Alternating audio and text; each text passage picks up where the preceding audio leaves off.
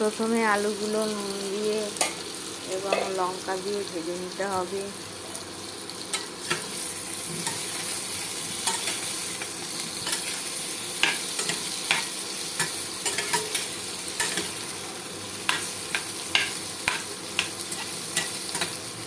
এরপর তা একটুখানি কিছুক্ষণ হলে ঢাকা দিয়ে রেখে দিতে হবে কিছুক্ষণ।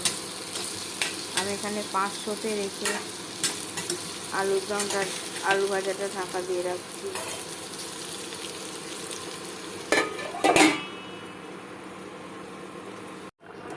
নিরামিষ আলুর দম রান্না করার জন্য এরপর আলু ভাজার পর তারপরে জিরে গুঁড়ো, ধনে গুঁড়ো, আদার কুচি দিয়ে ভালো করে সেটাকে নাড়িয়ে এরপর তারপরে জল দিয়ে সেটাকে ফুটিয়ে রাখতে হবে কিছুক্ষণ, মিনিমাম আঁচ আপনারা ব্যবহার করবেন।